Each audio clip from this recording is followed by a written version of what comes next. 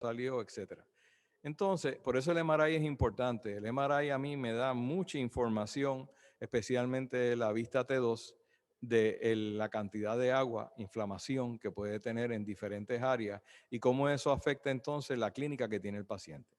Una vez tenemos las imágenes que nos da una idea estructural de lo que está pasando y si hay daño estructural o no, nosotros no nos da ninguna de las imágenes, ni la placa, ni el CT, ni el MRI, ni el sonograma, cómo está funcionando el nervio.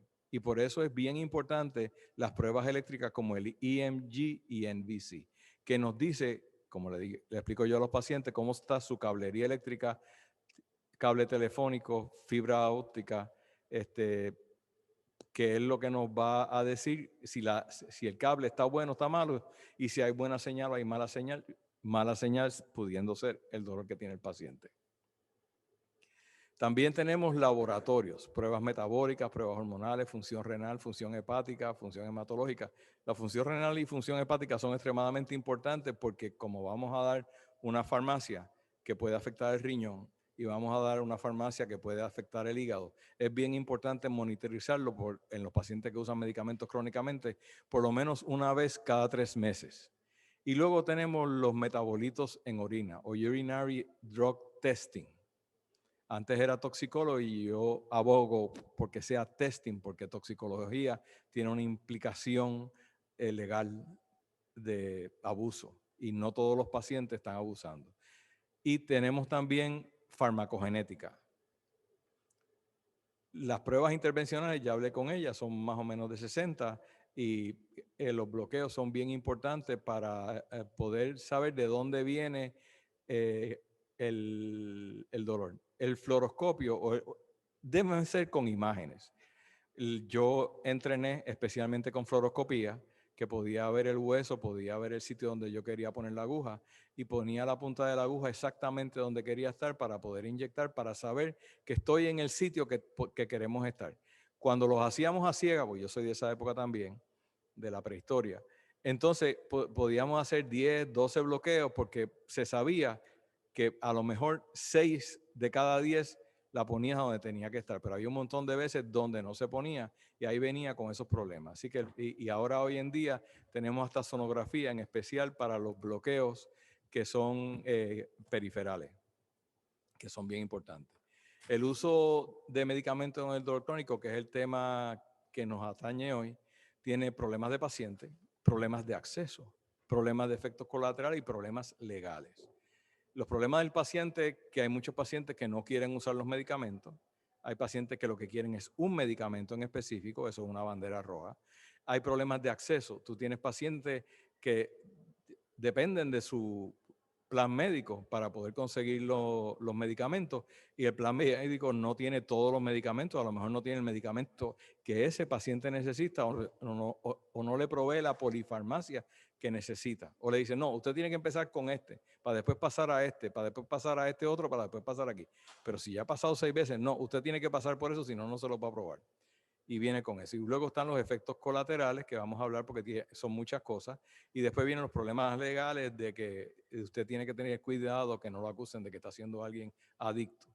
Entonces tenemos la noria, están los naturópatas, los amigos, el vecino, el médico primario, y toda esa gente recetan y de repente el vecino dice, toma esta pastilla que es la que a mí me funciona, como han venido muchos. A mí me vino alguien con una pastilla que se llama Percocet y esa fue la que me quitó el dolor. Digo, está bien, pero no necesariamente es para ti. Y otros vienen con diferentes cosas. Después van con el especialista, con el farmacéutico, con el naturista, con el médico, y después tienen esa segunda noria. Y finalmente están los subespecialistas, los naturistas, la religión, los médicos, los quiroprácticos y toda esa gama de personas que están tratando el dolor cada uno por su lado sin una comunicación entre ellos. Y le traigo esto porque quiero decirle que existen por lo menos 3 realidades. Está la tuya, la mía y la verdadera. Y esto tiene para que se acuerden de eso. Los tratamientos tienen una escalera de tratamiento que es dieta, ejercicio, medicamentos, tratamiento físico, combinación y tratamientos alternos. Todos han visto las pirámides. La primera pirámide queda arriba a mi derecha, yo por lo menos de donde yo lo veo, que dice no opioides, opioides leves, opioides fuertes. Luego vino en la época de Reagan la dieta, ejercicio, estilo de vida, no opioides, opioides leves y opioides fuertes. Y luego vinieron dieta, ejercicio, no opioides, opioides leves, opioides fuertes y la implantología, que es otra forma de cómo se puede dar alivio al dolor sin medicamentos. Los no esteroidales son de la primera línea, que es para inflamación. Son esencialmente antiinflamatorios y varían en su capacidad analgésica. Tienen otras funciones por su variabilidad química. Los coadyuvantes, que son los que van con esos otros, que van con relajantes musculares, ansiolíticos, antidepresivos, antipsicóticos, atípicos, somníferos, hipnóticos, barbitúricos, anticonvulsivantes. Como ustedes vieron por la receta, casi todos los que tienen narcóticos, o por lo menos la inmensa mayoría, tienen también benzodiazepina y también pueden tener relajantes musculares y pueden tener un anticonvulsivante. O sea que ya esos pacientes están dentro de una escala de alto riesgo por la polifarmacología que tienen, que sus comorbilidades físicas y médicas pueden hacer más complejo el manejo de ese paciente. Tenemos el manejo integrativo, que es lo que se busca, donde está el historial, el tratamiento físico y estudios. O sea que se empieza primero, digamos, con unos no esteroidales, empieza con terapia física, se hacen todos los estudios y luego se da uno cuenta que eso no es suficiente. Entonces aumenta y se expande el tratamiento farmacológico. Se pide que haga una dieta, ejercicio, terapia física, y luego vienen los bloqueos para poder identificar finalmente dónde viene el generador y ver por qué las cosas que se estaban dando hasta ese momento no estaban funcionando tan bien. Luego tenemos que usar una racional para el uso de opioides, y es que cuando las terapias menos agresivas han fallado y o no se puede usar en este paciente. Hay pacientes que son alérgicos a la aspirina, no pueden usar no esteroidales, a menos que vayan a un alergólogo que le haga un test para ver si ese no esteroidal le da alergia o no le da alergia, porque puede haber usado otro. Pero hoy en día eso es mucho más complicado todavía con los genéricos, que vamos a estar hablando de eso un poquito más adelante. La consulta al psiquiatra. Yo le envío una consulta al psiquiatra. Este es el template mío para la consulta del psiquiatra, que dice, este paciente está siendo evaluado para una condición de dolor. Se está evaluando para manejo con medicamentos controlados, opioides, benzodiazepina y otros, porque ya los trajo. El propósito es que ella, paciente, con los medicamentos controle su dolor en vez de que el dolor la controle a ella. Para ello necesitamos documentar que el paciente está psiquiátricamente estable y que podría manejar estos medicamentos que tienen tolerancia y dependencia contra el riesgo de adicción. ¿Está el paciente médicamente estable? ¿Cuán riesgo tiene de adicción? De esta forma, nosotros, que no somos psiquiatras, estamos documentando una de las cosas que nos pide el CDC, que es que se evalúe el paciente para riesgo de adicción con el especialista que lo hace. ¿Está la paciente emocionalmente estable para poder, con la idea, concepto de manejar medicamentos que crean tolerancia y dependencia con riesgo aceptable de adicción mínimo para controlar el dolor en vez de que el control la controle? ¿Puede el paciente someterse al tratamiento? Gracias. Hay psiquiatras que lo contestan, otros psiquiatras dicen que no pueden hacerlo por las razones que sean. Luego tenemos los opioides de corta duración y de larga duración. Tenemos, ¿cuál opioide? De corta duración tenemos codeína, morfina, hidrocodona, fentanil, subrenorfina, tapentadol, oximorfona, hidromorfona, tramadol, y luego de larga duración, que los que más se conocen es metadona. Y habían unas combinaciones de codeína y de morfina, hidrocodona, de larga duración, pero esos ahora mismo han pasado por un problema muy serio, y ese problema serio les crea a ellos de que los han ido sacando del mercado. Por eso el acceso a todos los medicamentos no está. Luego están los que son con mezcla de fármacos, que tienen opioide con acetaminofén. El problema es que a nosotros nos mandaron una carta de que no usemos con mezcla con acetaminofén porque la gente está mal utilizando el acetaminofén y se están dañando el hígado, y que está convirtiendo un problema serio de trasplante de hígado el abuso de acetaminofén.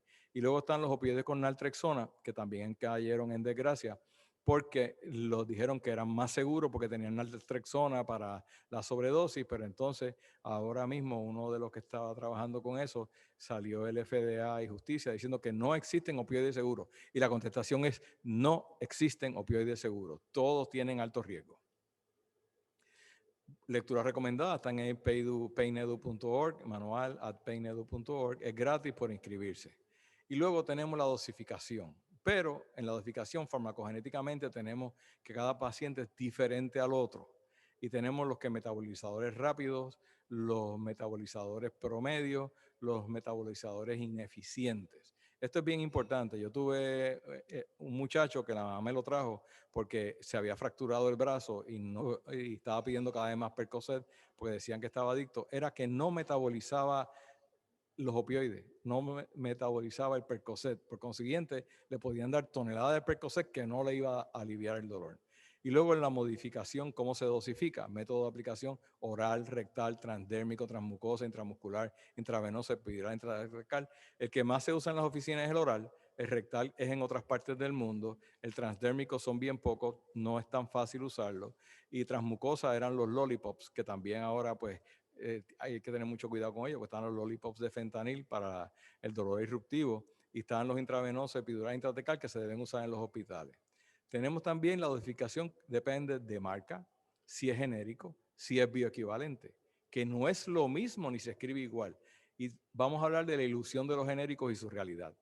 Esto es un slide que me proveyó uno de los conferenciantes que tenemos en otro de las sociedades que tenemos, que lo buscó del FDA, que dice que el bioequivalente lo evalúan una vez el genérico contra el original y que debe ser no inferior. Y entonces, cómo sube la curva, cómo baja la curva, cómo se acepta o no se acepta. Pero esta es la parte importante. Acepta que haya un 20% para arriba o para abajo de diferencia. O sea que puede trabajar desde un 80% de eficacia hasta un 125% de eficacia. ¿Cuál es el problema? El problema no es que haga eso. El problema es que yo voy a una farmacia y yo pido y me están vendiendo, digamos, el del 80%. Y el paciente me dice, es que no me llega, no me da la dosis, sabiendo que puede ser el del 80%, porque no tengo forma de cómo saberlo. Pues yo cojo y le subo la dosis y entonces le funciona y está súper bien y no hay ningún problema. Y de repente unos meses más adelante viene casi con una sobredosis, porque a lo mejor la farmacia le vendieron el de 125% más barato que el del 80% y al darme el del 125% me fui en una sobredosis porque hay una diferencia de un 45%. Y eso sí puede hacer una diferencia en un paciente u otro. Yo tuve un paciente que estaba en gabapentina original, y lo cambiaron a gabapentina genérica y convulsó. Lo declararon epiléptico. Yo no sé si la gabapentina original, que era el 100, al bajar el 80%, le dio esa convulsión. O sea, no tenía forma de probarlo en aquella época, pero está en eso. ACIP tiene unos guidelines del 2017, ahora sacó de 2012, sacó ahora uno de 2017 que los puso al día y es parte de donde ustedes pueden buscar la referencia a lo que estamos hablando. Estamos hablando también de que tenemos que trabajar en equipo terapéutico en alineación. Esto no es fácil en estos tiempos, porque tener un psicólogo, tener un trabajador social, tener un psiquiatra, tener un especialista de manejo de dolor, tener un fisiatra, tener un médico primario y tener un especialista neurocirujano, cirujano de espina o ortopeda que nos ayude a manejar todo esto, o un reumatólogo o un nefrólogo ayudando en unas cosas. No es fácil coordinar esto en estos tiempos por toda la burocracia que hay que cumplir con el plan médico. Y eso crea entonces una complicación para nosotros poder evaluar y hablar de estas cosas. Pero la idea sería, lo ideal, en el mundo ideal, que no es el mundo real, que todos los pacientes se beneficiaran de este tipo de clínica de dolor integrativa. Hay por ahí un montón de gente que vende un montón de cosas para el dolor, que viene un montón de gente para nosotros con este tipo de cuestión. Y entonces yo le traigo este video para que se acuerden de que por ahí venden miles de cosas diciendo que quitan el dolor y de repente pasa esto.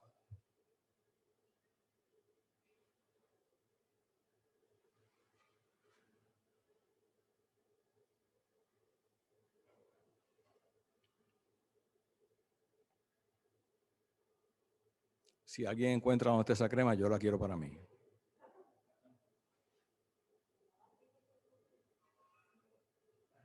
Ese la compró, pero no sé dónde la compró, a lo mejor era genérica.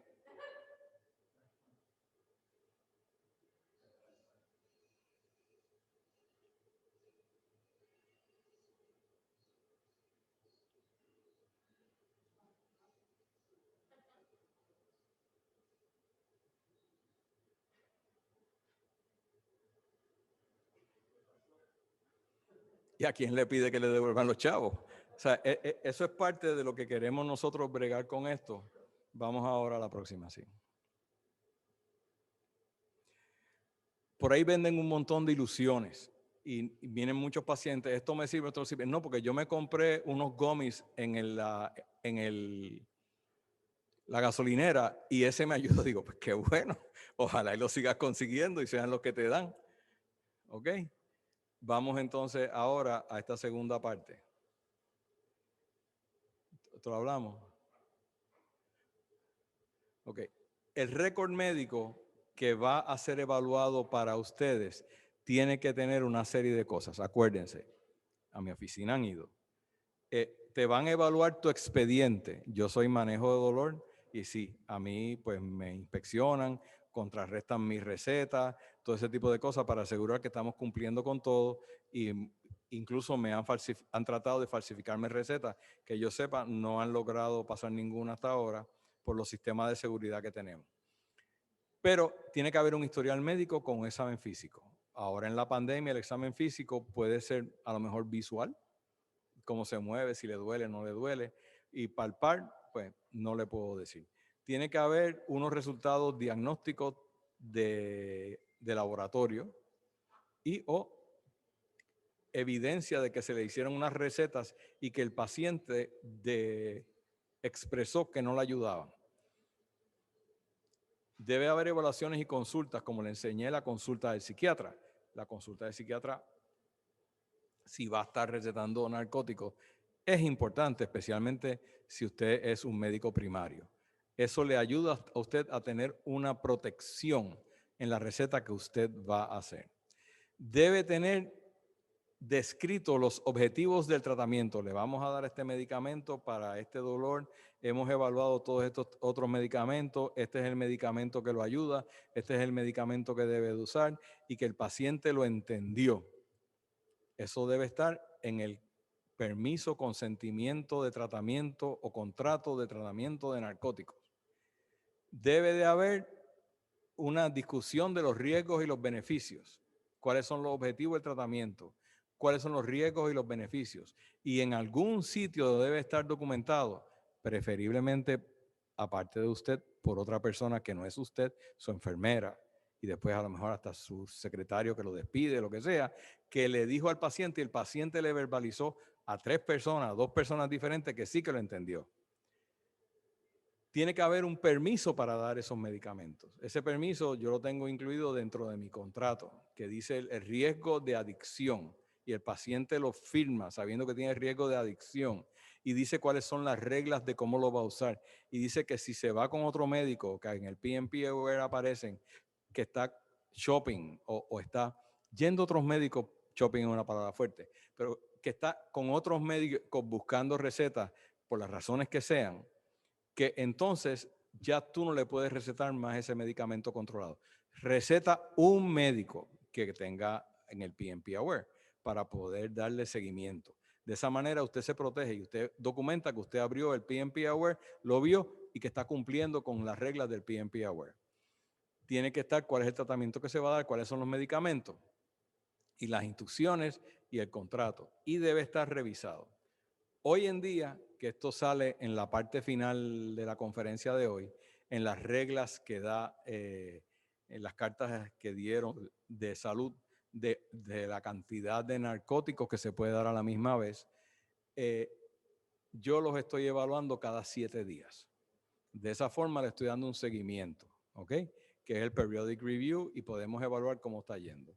Y estos módulos vamos a trabajar con el monitoring y testing.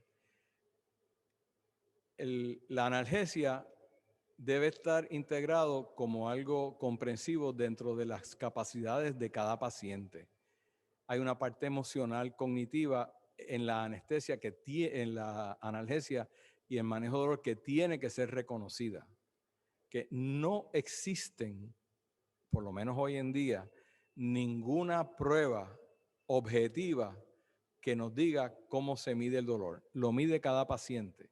Y como vimos que hay diferentes pacientes, también sabemos hoy en día que genéticamente hay por lo menos 3 grandes grupos de pacientes que los llaman los Rambo, que son los que puede que tengan dolor, pero siguen funcionando como si no lo tuvieran. Los que llaman los típicos, que son los que depende de la intensidad del dolor, llega un momento que no pueden más. Y luego están los supersensibles, que tú los soplas y les duele. Entonces, eso es bien importante reconocerlo y hay que reconocer qué tipo de paciente tú tienes al frente. Hay pacientes que tú los tocas y les duele, hay pacientes que tú los miras y les duele. Hay pacientes que tú les hablas y les duele, porque hay otro montón de cosas envueltas. Hay unos mitos sobre el dolor. Está el mito de que a los niños no les duele, solamente le duele a los adultos, que no es posible adecuadamente poder evaluar el dolor en un paciente que está cognitivamente impedido. Hay que hablar sobre las manifestaciones físicas, son más importantes que lo que el paciente dice que siente o no siente. Yo no me olvido nunca de una serie que fue muy exitosa, médica, donde estaba Doctor House, que él decía que él no tenía dolor, que tenía un problema de dolor, que es diferente y eso existe. Y con eso hay que trabajar, porque nosotros como médicos tenemos que adaptarnos a la justa medida del paciente. Traigo aquí que la palabra médico, a mí me explicaron que viene de la palabra medicatrix, que quiere decir en latín aquel que da la justa medida del veneno para que te cure y no te mate. Es bien importante buscar la medida de cada paciente. No todos los pacientes son medium. Hay extra large y hay extra petit. Y por eso hay pacientes que tú le puedes dar a lo mejor 800 de gabapentina y casi ni los toca. Y hay otros que le da 100 de gabapentina y están achocados. O sea, hay pacientes y pacientes y usted tiene que buscar la medida de cada paciente para darle lo mejor para ese paciente para que lo ayude y no le haga daño.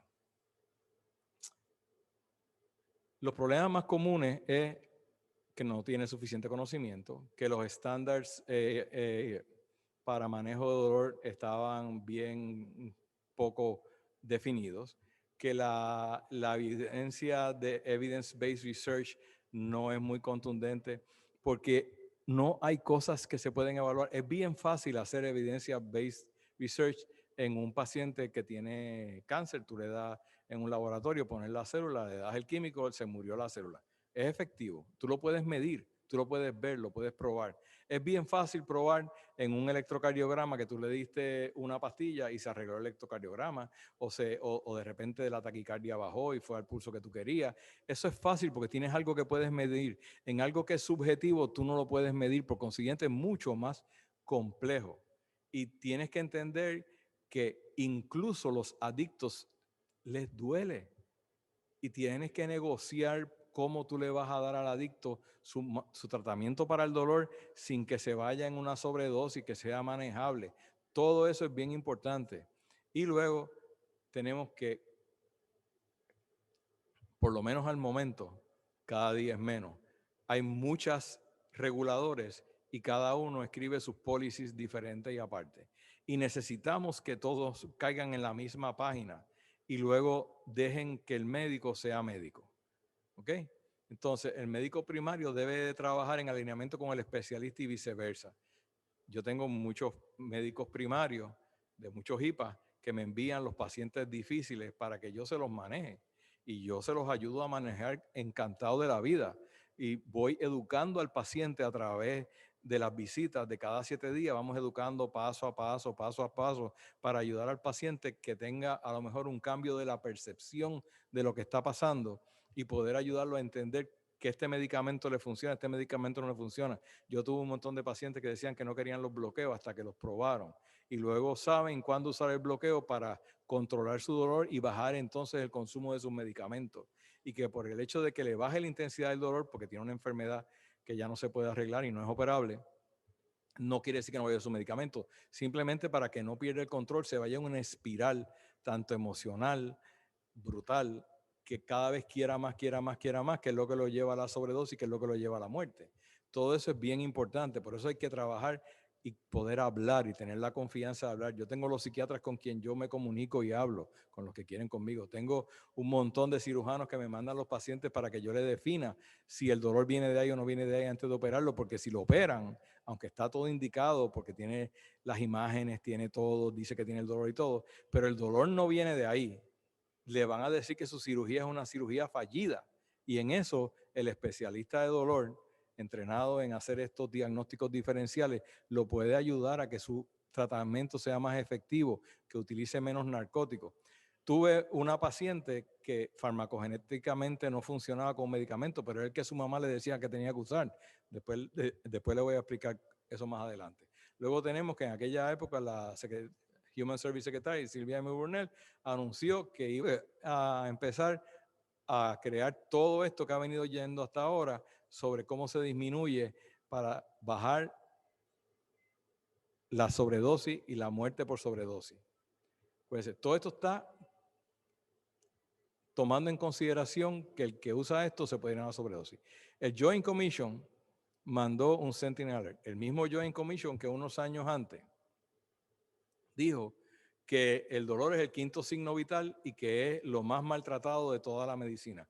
Y que en aquella época en California una demanda a un hospital porque se negó a darle Demerol a un paciente que lo estaban maltratando y que eso era abuso y le costó unos cuantos millones de dólares al hospital porque perdió la demanda y entonces había que darle entonces el narcótico que la persona quería. Pero todo eso es parte de esto. O sea, todo esto hay que entenderlo. No es fácil, es bien complejo.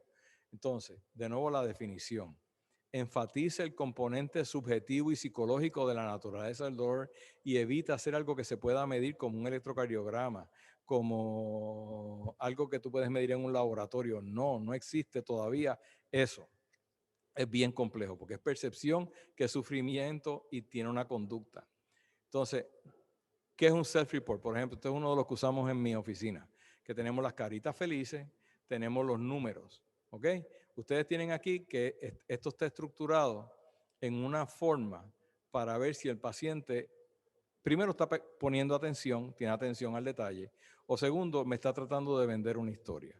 Tiene las caritas felices donde empieza 0, no tengo dolor, 10 es el peor, por la mañana al levantarte tengo 0, después es el peor dolor durante el día, se despierta durante la noche, eso es, si el dolor lo despierta de noche y estaba profundamente dormido, pues entonces se supone que el dolor sea importante.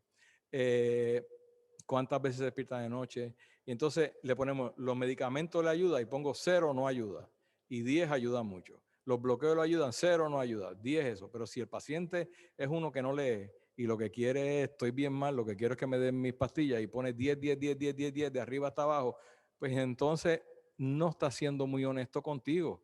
Y hay que decirle, mira, o sea, aquí tenemos una situación. Tenemos una situación porque tú has puesto esto aquí y tú me dijiste que es el peor dolor del mundo, que está siempre mal y de repente todo te ayuda y todo es efectivo. Entonces, o tenemos uno o tenemos otro. Si todo te ayuda y todo es efectivo, no tengo que seguir recetando. Entonces ahí frenan y entonces empezamos a entrar a tener una comunicación mejor. Luego, esto es otro que empezó también, que es el McGill Questionnaire, que también tiene que ver con mucho con psicología, tiene que ver mucho con neurolingüística.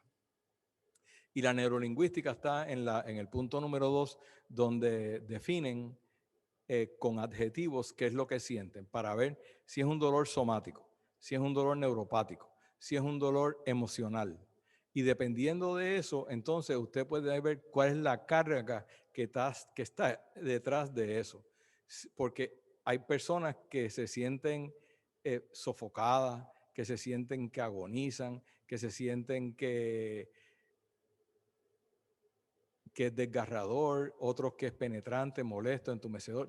Esas palabras, el problema que tenemos en Puerto Rico es que la gente son muchos de ellos lo que llamamos analfabetos literarios. Saben leer y escribir, pero no saben las definiciones de las palabras. Y cada palabra en un país es diferente a la otra. Y en castellano más todavía.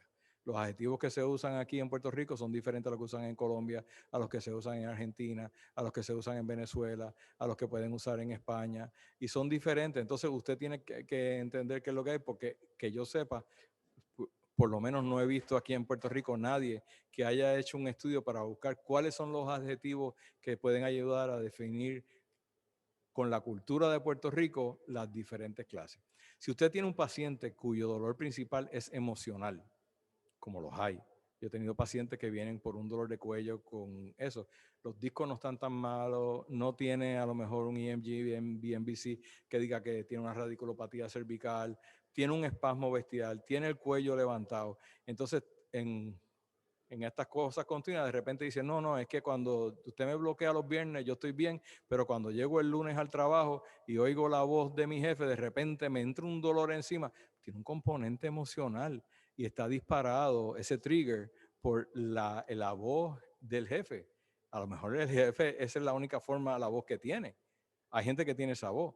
Porque una vez dijo, no, es que tiene una voz demasiado varonil de hombre y eso a mí me trastorna. Digo, bueno, pues, si es la voz de la persona no puede cambiar la voz. ¿Entiendes? O sea, hay que bregar con esas cosas, pero hay gente que es así y tiene que tener mucho cuidado porque son cosas que pasan. Luego tenemos los no esteroidales, aquí tenemos todos, estos de hace tiempo, y hay algunos de ellos que ya han desaparecido, que eran excelentes y ya han desaparecido. ¿Ok? Teníamos que, algunos de ellos, pues desgraciadamente los han quitado por razones que no tienen nada que ver con el manejo médico, tienen que ver con la política y con el FDA y los efectos secundarios y las posibles demandas. Y eso pues lo vamos a pagar. De nuevo lo mismo, esto lo voy a enfatizar varias veces, los bioequivalentes, de un 80% a un 125%. Si yo le estoy dando un cataflán a un paciente y le va muy bien y de repente le deja de funcionar, a lo mejor estaba en el 100 y bajó al 80 y no le funciona, a lo mejor estaba en 125 y bajó al 80 y no le funciona. Y eso es bien importante porque no sabe de dónde es. Y yo muchas veces he ido yo a comprar a la farmacia para mí y de repente digo, ¿de quién es? No le voy a decir. ¿Cómo que no me vas a decir de qué marca de genérico es para yo ir aprendiendo, para tener una idea? ¿Sabe? Porque como médico usted tiene que adaptar todos sus conocimientos para buscar la justa medida de ese paciente. Ese es el arte del manejo del dolor. Luego hablamos de los receptores. Hubo un tiempo, y todavía es un tiempo, y todavía se sigue buscando cómo se interrumpen los receptores, cómo se modulan los receptores para manejar el dolor. Y el receptor clásico funciona como una molécula activa del fármaco que recetamos. Están los buenos, los malos y los feos, pero el gold standard es los opioides. Y son los buenos, los malos y los feos, dependiendo de cómo tú veas. Es bueno, si le diste en el clavo, lo tiene, le va muy bien, está controlado con una dosis mínima, se porta muy bien, es fantástico. Es malo si está descontrolado y es bien feo si se va en una adicción y le da un withdrawal. Son terapéuticos, son adictivos, dan tolerancia y dependencia. Entonces, nos recomiendan Drug Urinary Monitoring. Bien. Esto es uno de los temas más controversiales hoy en día. El CDC dice que lo tenemos que usar. La mayor parte de las compañías no lo están pagando. Yo soy parte del CAC de Medicare y logré que en un momento dado lográramos que por lo menos 4 veces al año se haga. Porque yo le dije que yo no iba a declarar a ninguno de mis pacientes como adicto para poder hacer el Urinary Drug Monitoring. Están los que se hacen en la oficina, que valen 30 y pico de pesos, pero tienen muchos falsos positivos y muchos falsos negativos. Tienen el Grass Chromatography, que era que estaba, y luego está el Liquid Chromatography Tandem Mass Spectrometry, o los que vengan detrás de eso, que son los verdaderamente que nos dejan una prueba científica de exactamente lo que está pasando. Tiene sus beneficios, los de la oficina. Es rápido, puede ver si está usando los que no son, te da algo preliminar, pero está limitado por los cutoff, por la reliabilidad, el accuracy, cross-reactivity, y no se puede reproducir. Así que no son los mejores y te pueden meter en problemas si tú trabajas con eso para poder regañar a un paciente o poder sacarlo de tu práctica. Estos son los códigos CPT de ellos, de algunos de ellos, para poder hacerlo. Como ven, están los de arriba, que es básico, y luego están los de abajo, que es confirmar si está o no está, incluyendo los laboratorios. Hacen un screening con los básicos y después entonces van al de confirmación. Esta tecnología ha avanzado tanto que te mide la orina y te dice si esa orina está contaminada o está contaminada con agua externa. No te dice si esa orina es de otra persona y te la trajo el paciente como si fuese de él o se la entregó al laboratorio como si fuese de él. Si tú lo haces en tu oficina, tienes ese problema que te la pueden engañar más rápido. Si lo mandas al laboratorio, el laboratorio tiene un sitio especial donde te confirma que es de ese paciente. Y esto es un ejemplo. Este es un paciente que viene en el 2013 de los Estados Unidos con un montón de metales en el cuerpo, fracturas en brazos, hombros, espalda, pierna, que otro, un montón de cosas. Tú lo miras y no, esta persona tiene un montón de cirugía, un montón de trauma, definitivamente, pues clínicamente tiene dolor. Y viene de los Estados Unidos que le recetan Percocet en grandes cantidades. Y yo le mando la orina y viene con benzodiazepina, alcohol y gabapentina, pero no tiene Percocet. Yo, mira, ¿para qué te voy a recetar Percocet si no lo estás usando? Y ahí usted tiene una cosa. Esto es un paciente típico. Paciente típico es un paciente polifarmacológico. Tiene sus benzodiazepina, tiene ciclobenzaprina, tiene meperidina, tiene normeperidina, que es el metabolito de la meperidina, tiene tramadol, tiene pregabalina, tiene gabapentina, tiene citalopram, tiene duloxetina, tiene sorpidem, tiene cotinina, eso es que fuma, eso es nicotina. Entonces, ante eso, yo le digo, pero ven acá, o sea, si tú tienes aquí un montón de medicamentos que es para lo mismo, tú lo que te estás es intoxicando. Hay que cambiar toda tu farmacología para darte lo que tú necesitas, para darte el mejor tratamiento con los menos efectos posibles. Pero eso es porque en aquel momento tenía la capacidad de poder hacer orinas. ¿Ok? Porque la compañía quedó en que se iba a hacer la orina y le iba a cobrar el plan médico. Así vinieron 1, 2, 3, 4, 5 compañías, las 5 se fueron de Puerto Rico porque no lograron cobrar el plan médico. Y este es otro paciente que viene que tiene delta 9 y benzoilcognina. En otras palabras, tiene marihuana y cocaína, pero no tiene ningún narcótico. Pues entonces venía a buscar los narcóticos, las Percocet, para llevarlas al punto, para cambiarlas por esta otra cosa. Podría ser, pero no la estaba usando. O sea, ¿qué estaba haciendo con ellas si las venía a buscar? Entonces, ante esa situación, dije, yo no te puedo recetar. Ok, entonces regresa con esto. Sigue en la marihuana, delta 9, sigue en la cocaína, la benzoilcognina, tiene oxicodona, que es el Percocet que se le dio, ahora trae alcohol. Pero no me trae los metabolitos de la oxicodona. O sea que yo no sé si esa persona cogió una de las pastillas, la raspó y se le echó la orina. Y me dio la droga madre, pero no me dio los metabolitos. Entonces le digo, no te puedo recetar. ¿Pero por qué? Digo, porque no lo estás metabolizando. Te estoy metiendo en un problema y no lo estás metabolizando. Además tienes estas otras cosas que si vienen, miran mis récords, yo te receto esto, pues yo soy tu suplidor del punto. Yo no te puedo recetar así, ahí va mi licencia en juego. Y de nuevo regresó y estaba en lo mismo, por consiguiente no se le pudo recetar más. Este es otro paciente, este es un paciente legal, que estaba en hidrocodona, pero me viene el laboratorio con que tiene metadona. Con mucho tacto, le digo, mira, el laboratorio vino con esto, hay que repetirlo, porque si tú estás en metadona y estás en hidroxicodona, son dos para lo mismo. La metadona te va a dar mejor resultado si estás en ella que la hidrocodona, la puedes manejar con esa forma, es más difícil de quitar. Así que eso es lo que hay. Se mandó, entonces después el laboratorio llamó que era un error de laboratorio. Pero si usted entra en cólera y expulsa al paciente porque lo está engañando a usted, no, usted le da el beneficio de la duda al paciente y lo repite. Si lo repite y lo repite y le sigue dando lo mismo, mira, esto es lo que está dando, no puedo seguir contigo. Y su contrato dice que si pasa eso, usted lo puede quitar de darle ese medicamento e incluso sacarlo de su práctica. Por eso es bien importante para hacer eso. Sí, todo esto para que ustedes sepan que desde el 2012 se está trabajando todas estas cosas. Parte del problema que hay con esto, falsos positivos, falsos negativos, está toda la parte científica que se ha ido corrigiendo y está muy avanzada hoy en día. Pero es el laboratorio de mass spectrography el que verdaderamente menos falsos negativos da o falsos positivos y que identifica los metabolitos de las drogas para un análisis del medicamento que se está usando. Y el problema está aquí. Y en los guidelines del 2017 dice que aunque esto se pide, hubo una serie de prácticas en los Estados Unidos, que yo sepa esto no se dio en Puerto Rico. Primero porque los médicos no pueden hacer este tipo de laboratorio en sus oficinas, aunque vinieron un montón a tratar de venderlo aquí, porque no te lo van a pagar los planes médicos, a ti, que se lo tienen que pagar al laboratorio, o sea que eso le toca al laboratorio pelearlo dentro de lo que el laboratorio hace.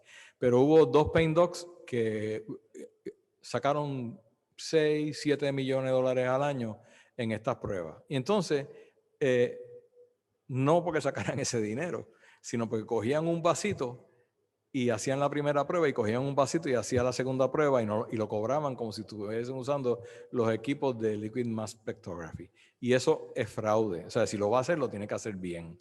Y tiene que tener un laboratorio, tiene que estar certificado y tiene que tener todas esas cosas para hacerlo bien. Por eso mi recomendación es envíe a hacer esas pruebas al laboratorio y se evita un montón de problemas. Pero por esto y porque hubo una serie de prácticas que lo hicieron bien, pero facturaban entre 6, 7, 8 millones de dólares al año de esta parte nada más, fue que entonces hay un reparo en si, cómo se va a manejar esto. Pues todo el mundo pues está bregando con las cosas, pero esto que si funciona, funciona espectacularmente, sí, y puede tener con esas cosas.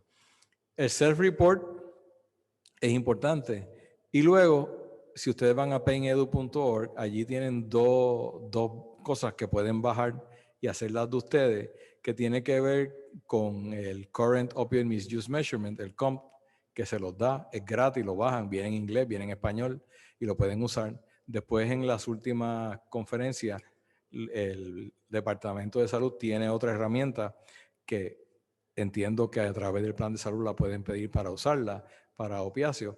Porque el problema es que muchas de estas cosas que se usan, cada uno desarrolla una forma de evaluar y lo usa y lo prueba.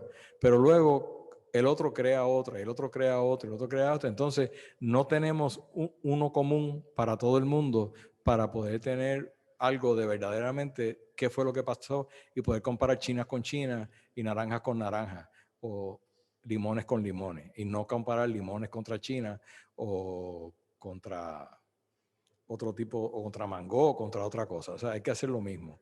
El COMP ayudará a los médicos a determinar si un paciente recibe la terapia a largo plazo como opioide, puede estar exhibiendo un comportamiento aberrante asociado con el uso indebido de medicamentos opioides. Y luego te dice cómo usarlo. Cuando lo printeen, esto sale también. Por favor, esta parte no se la den al paciente para que el paciente no sepa cómo tiene que contestar el examen. Y luego tienen el SOAP, que es Screener and Opioid Assessment for Patient with Pain, ¿verdad? Que también está allí en lo que yo les dije a ustedes, painedu.org, que no sé si todavía estará, porque la compañía que era quien lo patrocinaba se fue a la quiebra y sus medicamentos pues dejaron de estar en el mercado ahora, no sé lo que va a pasar, que era uno de los que más se vendía. Y ahora pues tenemos esto, y el SOAP lo pueden buscar allí. Les traigo toda esta data para que vean que llevamos más de 8 años o mucho más buscando y hay una avalancha, un tsunami de estudios en la literatura. ¿Y cuál usted lo escoge? Pues va acá. Lo último que viene es la farmacogenética. Es más cara que urinary drug testing, pero es el futuro.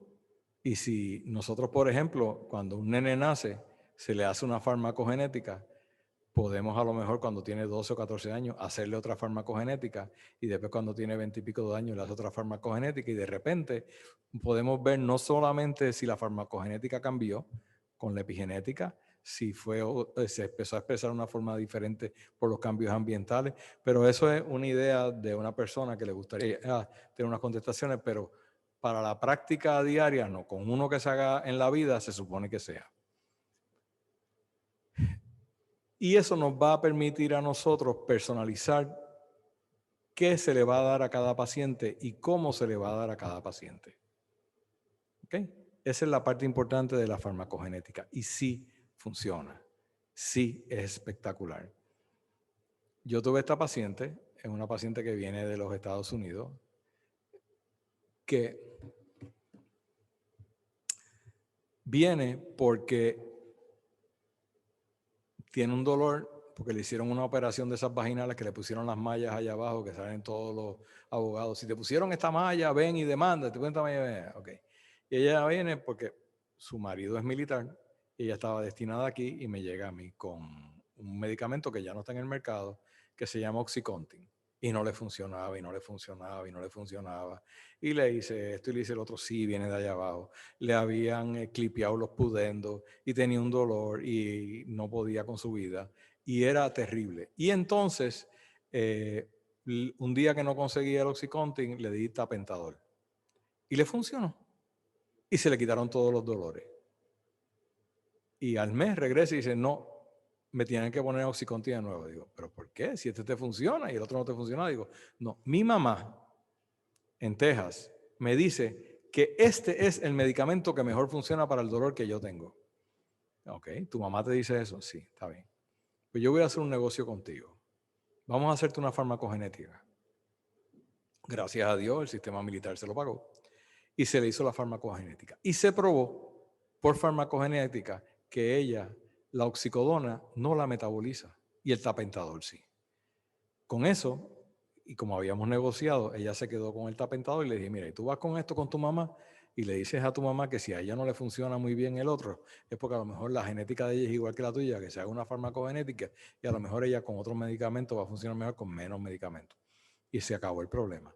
Pero la farmacogenética me ayudó a negociar eso a través de las emociones, a través de esa tormenta emocional que ella tenía, con esa obsesividad y con ese bombardeo que tenía de, en este caso, un familiar que le decía que ese era el que era y no funcionaba ninguno. Pues aquí tenemos los dolores y tenemos cuáles son más o menos que se está buscando. Todo esto está en desarrollo. Cuando yo estudié medicina, a mí me enseñaron en mi escuela de medicina hace muchos años atrás, muchos años atrás, que el 10% de lo que yo aprendí en la escuela de medicina era lo que iba a aguantar la prueba del tiempo. El resto iba a cambiar. Y por eso nosotros tenemos educación continua, porque va cambiando todo. Y lo que aprendemos hoy sigue cambiando, sigue cambiando, sigue cambiando.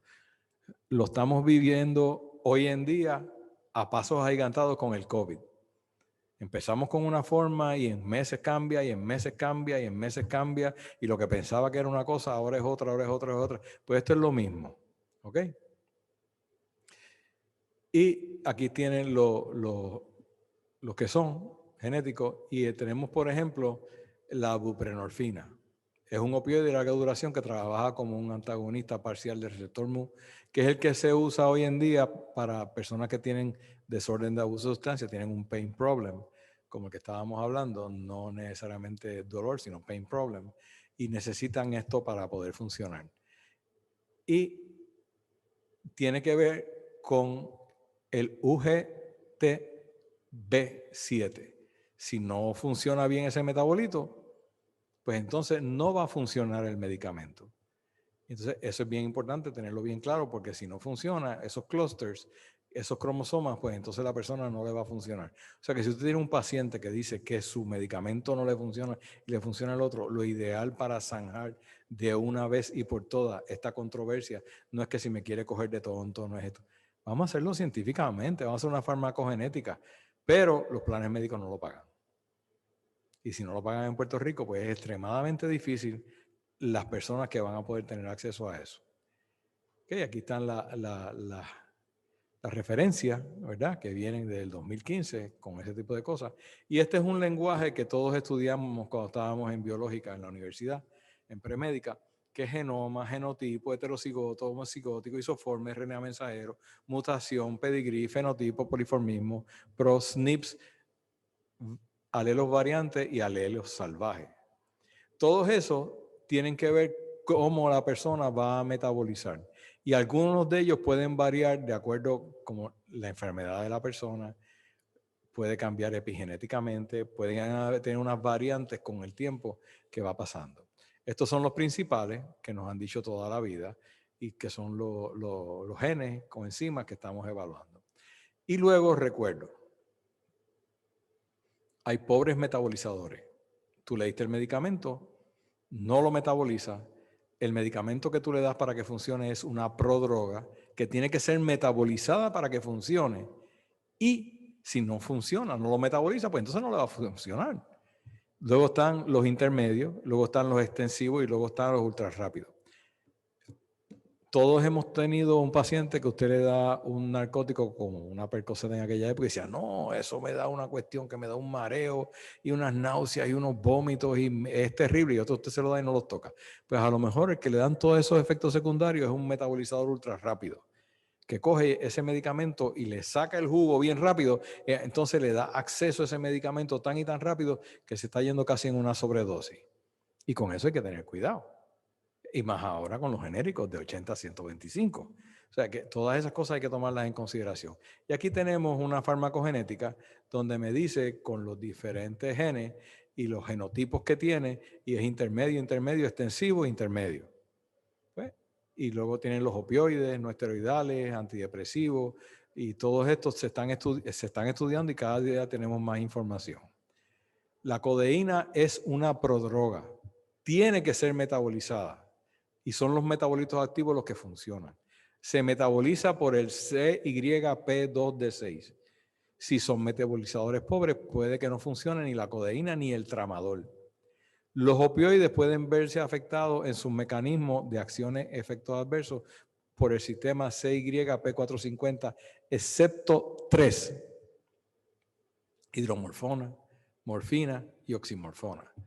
Pero conseguir oximorfona y hidromorfina aquí no es fácil. No la tienen todas las farmacias. O sea que tenemos el problema de que usted identificó algo. Puede cambiar el narcótico, que antes se usaba mucho eso, que tú tenías la rotación de narcóticos para que no creara tolerancia a un narcótico, sino para bajar la tolerancia le cambiaba de uno a otro. Y entonces, si no los tiene disponibles, le hace más difícil lo que la ciencia le ha enseñado a usted que usted tiene que hacer. Porque estos tres son, si no funciona la codeína, estos tres son los narcóticos que podría utilizar. Luego tenemos aquí, por ejemplo, ¿verdad? El fentanil,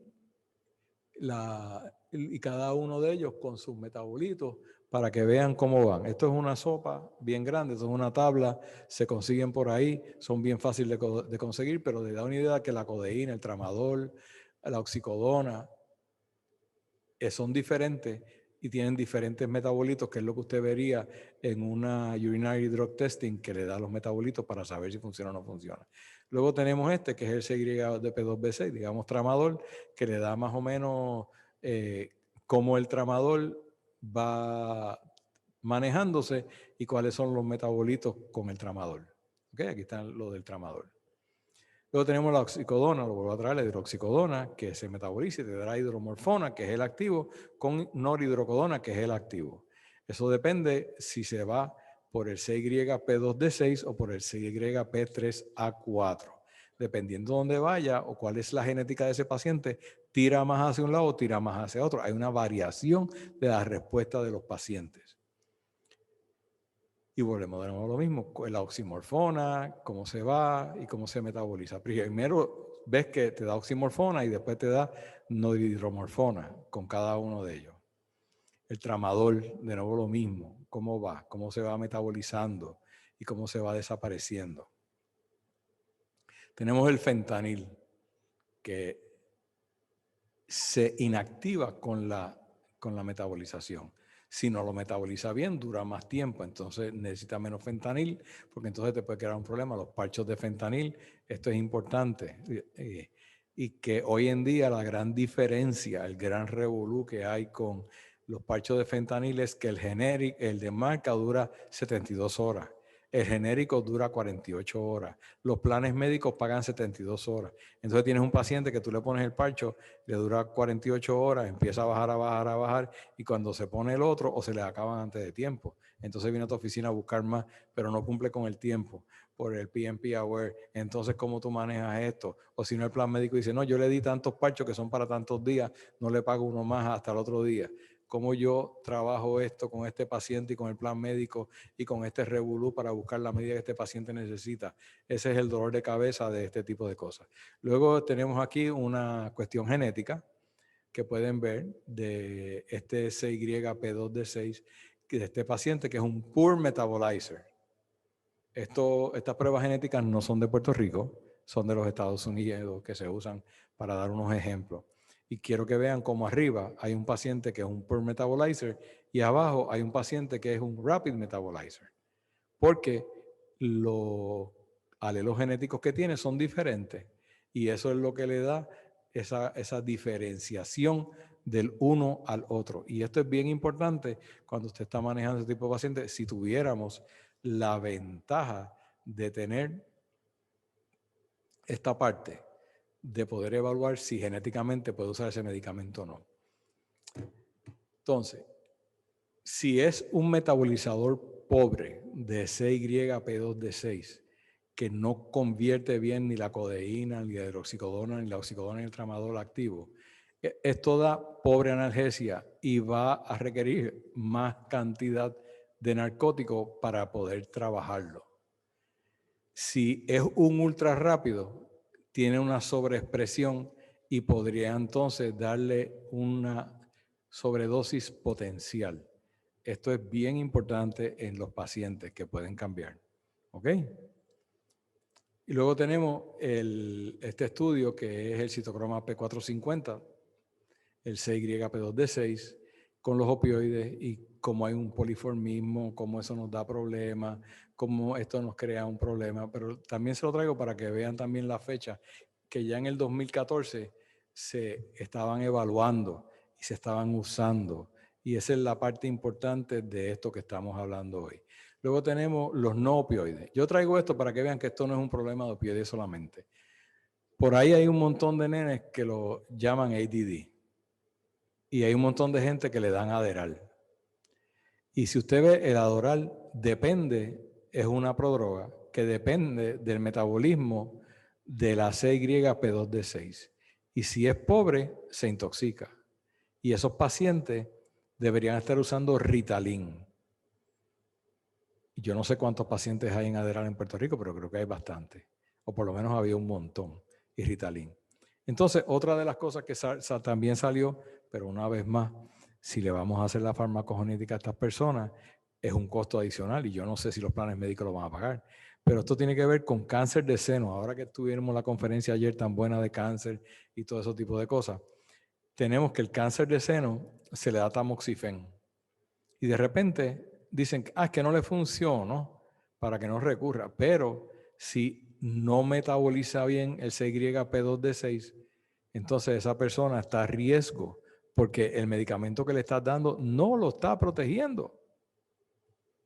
Así que es bien importante esa parte de saber con farmacogenética qué es lo que está pasando. Eso lo hacen los laboratorios. Sí, es costoso. Sí, puede hacer una diferencia para alguna gente entre la recurrencia de un cáncer o no. Puede hacer entre una toxicidad por Adderall o puede ser que funcione mejor con su Ritalin. Hasta ahora la forma en que más se hace, por la forma en que se practica la medicina y cómo se recompensa, es que el paciente tiene que ser el médico que lo evalúe y tiene que estar el médico alerta y consciente de estas posibilidades para observar ese paciente, observar su clínica y con su conocimiento y con su experiencia y su curva de aprendizaje a través del tiempo, poder llegar entonces a la conclusión de que esto no te está yendo bien, vamos a ir al otro. Y luego tienes que convencer al paciente que cambie. Porque hay pacientes que dicen, no, es que ese es el Gucci y yo quiero una Gucci. Y digo, sí, pero el Gucci no te va mal, tú deberías estar usando otra cosa que este tipo de cosas. Y eso es parte de todo esto, de lo que nos encontramos todos los días, todos los días, todos los días. Luego tenemos el CYP3A4 y las diferencias validades, que vemos que hay poor metabolizers, intermediate metabolizers. Y estos son importantes también porque hay otra serie de medicamentos que lo necesitan. ¿Ok? Por ejemplo, aquí tenemos que la metadona tiene que ver con el P450, 3A4, CYP3A4. Y es bien importante esto para poder decir entonces si va a funcionar la metadona bien o no va a funcionar la metadona bien. Porque es parte de lo que estamos viendo. No todo el mundo funciona igual. Entonces, no necesariamente es una cosa emocional o es un problema, digamos, de conducta inadecuada. Es que lo que le estamos dando no les va a funcionar porque genéticamente no es el medicamento para esa persona. Pero todo esto estaba experimental allá para el 2001 y conseguir que salga ahora a la calle pues tiene que ver con estas cosas. Aquí tenemos la claritomicin, ¿verdad? Que también se usa mucho, que tiene que ver con este tipo de cosas y cómo eso interfiere con el metabolismo de las diferentes cosas, porque lo inhibe el P450-3A y entonces hace que la oxicodona no funcione tan bien en una serie de pacientes. O sea que todas esas son parte de las preguntas que tenemos que hacer, porque hay medicamentos que alteran la expresión genética. Y si alteran, impiden, inhiben una expresión genética, entonces tú tenías un paciente que estaba estable y de repente se destabilizó. Se destabilizó por estas causas, se destabilizó por otras causas. ¿Qué fue lo que pasó? Y usted como médico entonces tiene que ir y buscar la medida de lo que está pasando para poder entender lo que ese paciente necesita. Y aquí tenemos los diferentes tipos de inhibiciones y lo que puede hacer con la Percocet, por ejemplo, que es uno de los más estudiados, con la oxicodona. La Percocet no lo voy a decir, voy a decir oxicodona porque la Percocet tiene acetaminofén. Y como les dije, a nosotros nos pidieron que no recetáramos más Percocet, que diéramos oxicodona pura, porque entonces podemos entender una serie de cosas. Y como la CYP3A4 se afecta con la inhibición de cada uno y cómo los metabolitos pueden bajar con el uno o el otro. Aquí tenemos un paciente que le hicimos la orina y si ustedes ven, tenemos que se le dio la oxicodona y nos dio un valor. Tiene la noroxicodona, que es uno de sus metabolitos, que es igual que la oxicodona, lo está metabolizando perfectamente bien. Y tiene la oximorforma, que es bien bajita, con diferencia de la noroxicodona. Por consiguiente, podemos decir que este paciente tiene una de las patas de metabolismo que es muy buena y tiene otra que es intermedia. Pero este paciente está usando el medicamento y lo está metabolizando. Por consiguiente, yo sé que lo tiene dentro de su cuerpo y que le está funcionando y está cumpliendo con todas las cosas. Y también tenemos que usa diazepam y tiene los metabolitos de diazepam abajo de los benzodiazepinas que está usando. Por consiguiente, las está usando y si está estable emocionalmente y está funcional y usted lo ve y no tiene ningún signo o síntoma de intoxicación o lo que sea y es un paciente cumplidor y es un paciente que está en ley, pues ese paciente está en ley. Y con que se haga esto 4 veces al año y siga todo bien, pues estamos perfectos. En el momento que cambien las cosas, pues a lo mejor tendríamos que ir y repetir los estudios para ver qué es lo que está pasando para poder trabajar con esta parte. Aquí tenemos uno que se tomó la oxicodona, pero tiene nada más que 130 de noroxicodona y tiene cocaína. Entonces, este paciente se lo tomó por la mañana y eso fue lo que le dio tiempo de metabolizar o simplemente no lo está metabolizando. Yo le expliqué que este medicamento no lo metaboliza, por consiguiente no se lo voy a seguir dando porque no le hace ningún beneficio y lo mete en problemas. Y aparte, como tiene cocaína en la orina también, pues entonces yo tengo que tener mucho cuidado porque entonces tengo la prueba de que no lo ayude y encima se lo estoy dando, pues ¿qué estoy haciendo? Y esa es mi forma pues, de poder demostrar a ese paciente de que él tendría que cambiar su estilo de vida, buscar ayuda, ir con el psiquiatra para trabajar con todas estas cosas. Aquí tenemos el CYP2C19, que tiene un poor metabolize y un rapid metabolize. Existen, esos seres humanos existen. Aquí está la prueba de que existen. Aquí tenemos que se usa para las benzodiazepinas. y que hay una gran diferencia del tipo de enzima que usted tenga, cómo puede afectarlo. No solamente eso, si ven abajo, si se pierde uno de los alelos, puede resultar que las plaquetas se reduzcan en su inhibición. Son estas personas que tienen a tener problemas más trombóticos, son estas personas que pueden tener una serie de cosas. Todo esto está empezando, no lo tenemos claro todavía. No está justo ahí para poder hablar de protocolos, para poder hablar de cosas. Pueden haber protocolos, pero depende de cómo las herramientas que usted tenga, la disponibilidad de ellas para hacer todos estos estudios. Y luego tenemos una de las cosas que también llamó mucho la atención, esto fue ya para el 2013, que el CYP2DC12 tiene un genotipo que afecta el clopidogrel. Eso es Plavix. ¿Cuánta gente se pone aquí en Plavix? Un montón. Y si el Plavix no le está funcionando, tiene a tener problemas después embólicos, pues es porque el Plavix no le funciona. Entonces, eso es bien importante, porque si el citocroma P450, CYP1219, que activa la función antiplaquetaria del clopidogrel, lo pierde, pues entonces no la puede inhibir las plaquetas. Entonces ahí usted tiene un problema. O sea, debe estar en Plavix, se debe poner en otra cosa. Si yo tuviera esa información, ¿qué otro medicamento yo le daría? Tengo la justificación para usar otro de los nuevos en vez de ponerlo en Plavix, porque no le va a funcionar.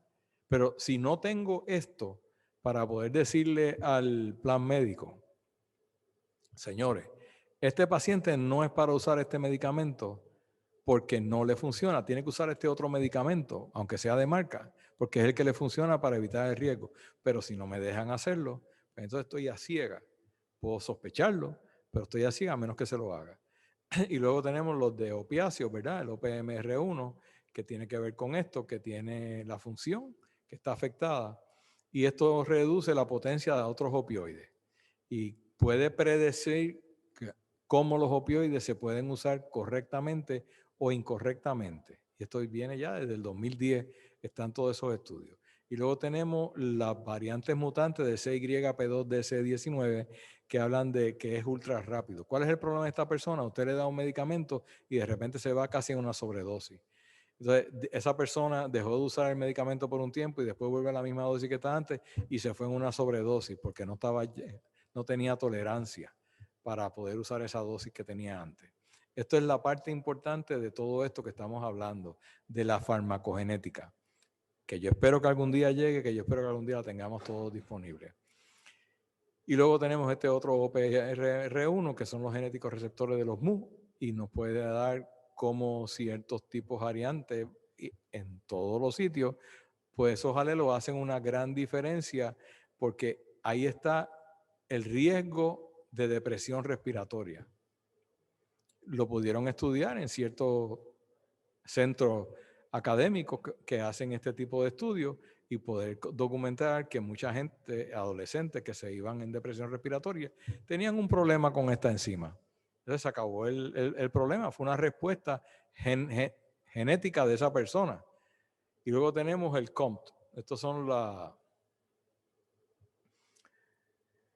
el COMT Activity, que tenemos que lo tiene high y lo tiene low. Y esto es bien importante para otro tipo de cosas, que es la catecolamina transferasa.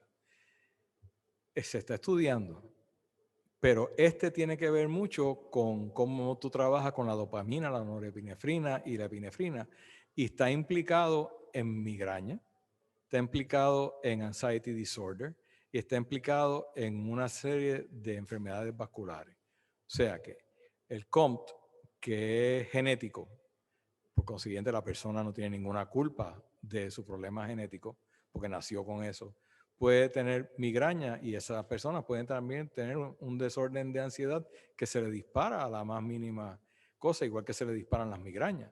Y tiene que ver con una cuestión genética del COMT. ¿Cómo se trabaja con eso? Pues es parte de todo lo que tenemos que tratar. Le traigo todo esto porque quiero que vean que esto de la farmacogenética no es solamente para narcóticos, que nos ayudaría muchísimo para poder decir, esta no es para ti, esta es para ti, esto es lo que tú necesitas, esto es lo que tú necesitas, pero que hay otro montón de cosas que tienen que ver. Porque el COMT, si tienes una persona que es migrañosa, que puede tener ese desorden de ansiedad también subyacente, porque la migraña se lo dispara o la ansiedad le dispara a la migraña, tienen que ver que a lo mejor el COMT es parte del problema de lo que está teniendo. Y es genético, no tiene nada que ver con que la persona tenga un tipo de personalidad de X o Y o Y, tiene un disparo genético con una tormenta dopaminérgica que puede funcionarle bien o peor, y puede también tener problemas cardiovasculares. Luego tenemos lo que yo les hablé al principio, que tenemos los Rambo, los típicos y los que tú los soplas y les duele. Tenemos que hay unas variantes de COMT que se llaman MET-MET, VAL-VAL y VAL-MET. Uno de ellos son los Rambo, que tú en la guerra, por eso se llaman los Rambo, le dispara, pierden un pie, siguen corriendo, siguen peleando porque tienen las dopaminas por allá por las nubes, pero tú no puedes decir que no le duele, pero no les impide hacer las cosas que tienen que hacer. Luego tienen los normales, que son, yo creo que son los Valmet, que son los que, depende de lo que tú les des, esos, pues, llega un momento que te dicen ya basta. Y luego tienes otros que de tu soplarlo le duele, que pueden ser a lo mejor los que padecen de otro tipo de enfermedad. Esto fue un estudio que se hizo en Alemania con estudiantes de medicina. Los estudiantes de medicina hacen cualquier cosa por sacar mejor nota y agradar a sus profesores. Y era un estudio muy sencillo donde ellos iban a un sitio y ponían una mano y le disparaban un láser a la mano que les calentaba esa área. Y los estudiaron para ver qué tipo, si eran Val-Met, Val-Val o Met-Met.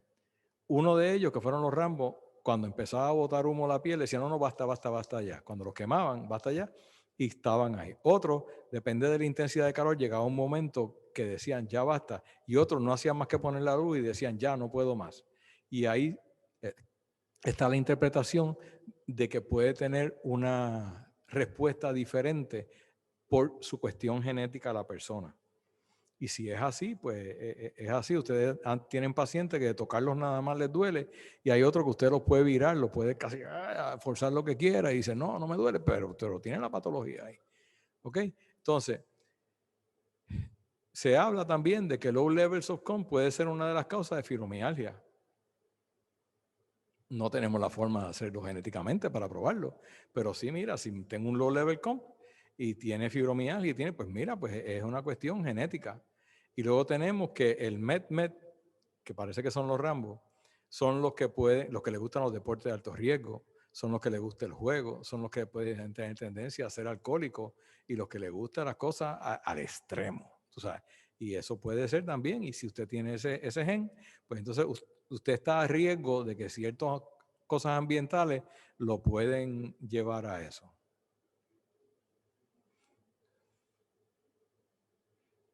No veo. Entonces,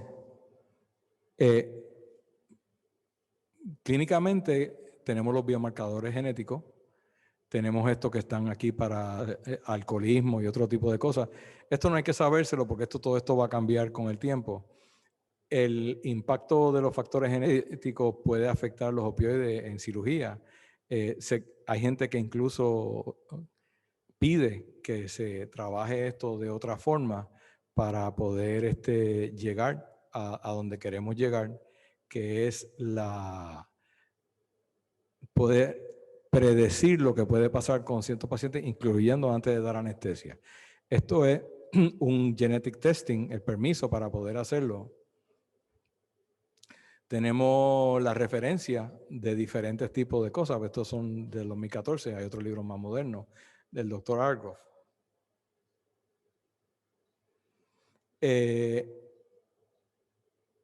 Y tenemos otro tipo de... Esto yo lo traje porque una vez me dijeron por ahí hace un tiempo atrás, un médico, que la farmacogenética no sirve. Bueno, pues la AMA decidió que es bien importante y que se debe de hacer antes de dar una serie de medicamentos. Y la AMA lo decidió con pacientes de HIV, con abacavir, que tiene que hacerse el estudio genético o debería hacerse, recomiendan que se haga el estudio genético para ver si le va a funcionar o no le va a funcionar, porque le estás dando un antiviral que no lo está ayudando, ¿verdad? Entonces, la otra cosa es para el Plavix, que se debe de usar antes de dar Plavix, porque a lo mejor está dando Plavix a un montón de gente por ahí creyendo que están anticoagulados y no lo están.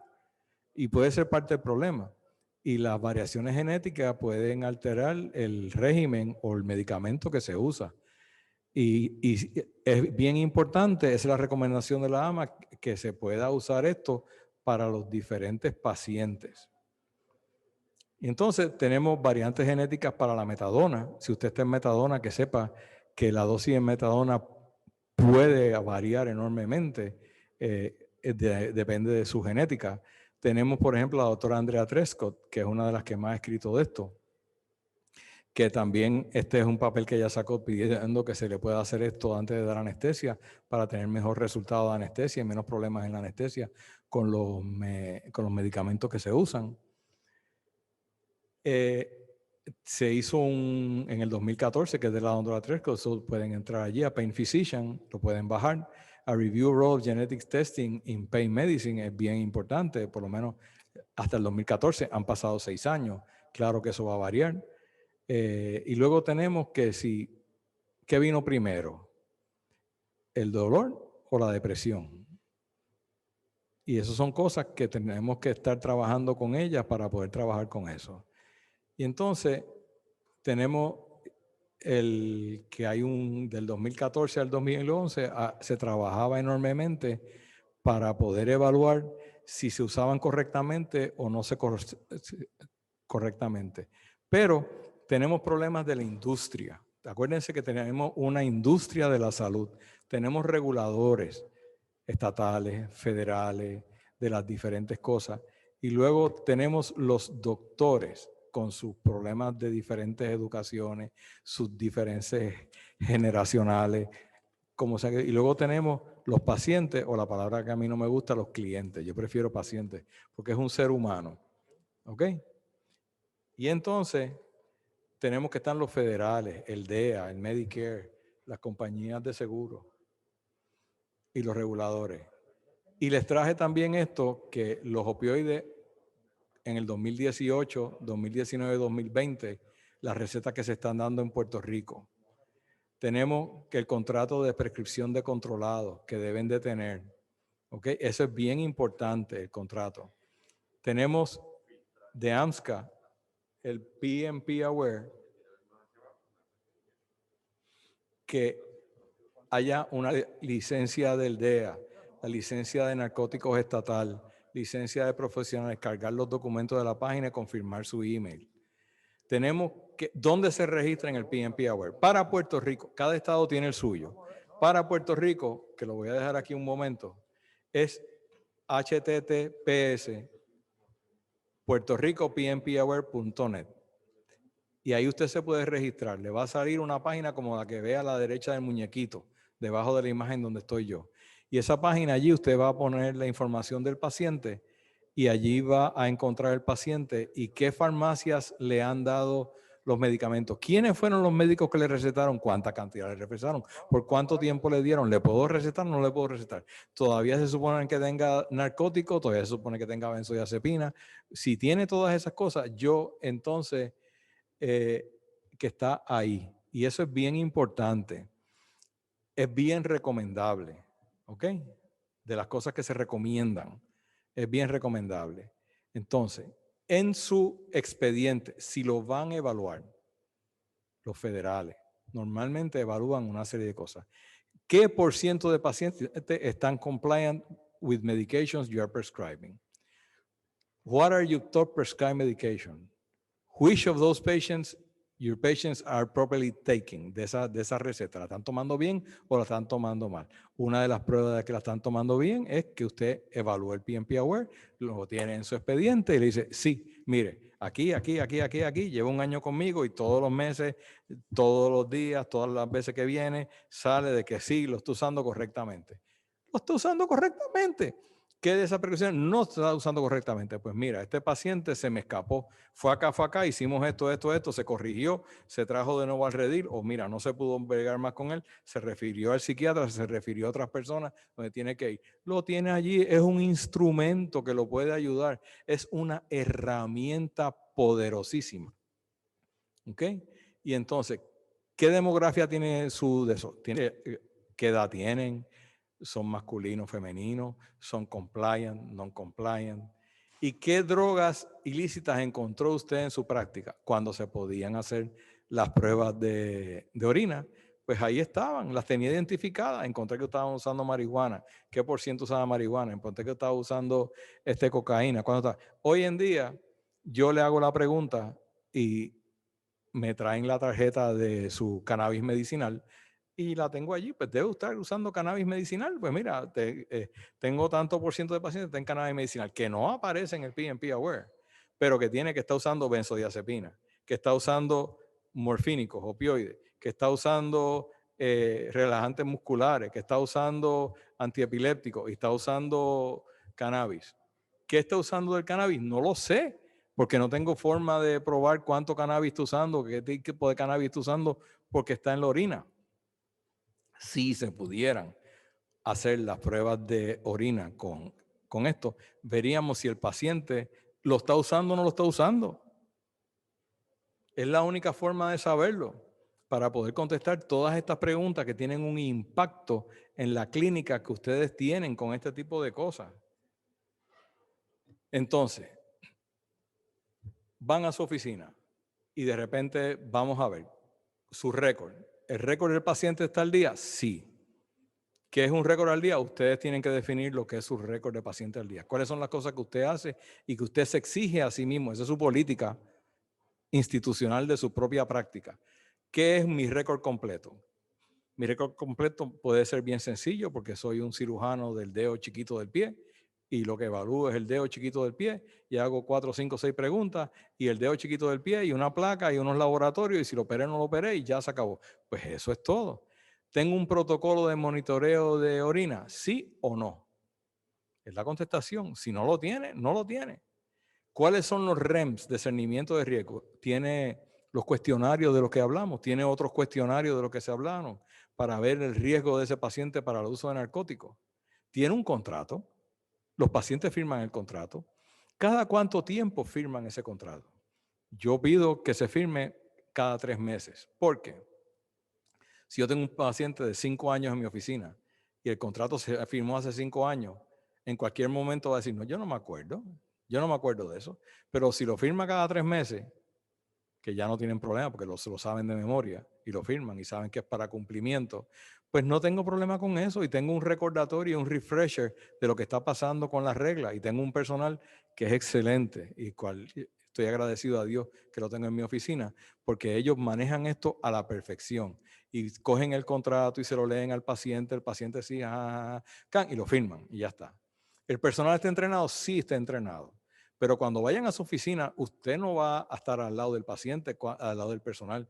Van a ir con su personal, se van a ir aparte y le van a hacer todas las preguntas al personal sobre el récord. ¿Quién llena esto? ¿Cómo se llena esto? ¿Y usted qué hizo? ¿Y cómo fue lo que hizo? Y usted lo despidió, secretaria. ¿Y usted le dijo que estaba esto y estaba esto? Sí, pues ya está. Y luego, ¿cómo usted controla su recetario para que ese recetario no se nos caiga? Porque si me lo roban, tengo un problema. Pero hoy en día las recetas son por computadora.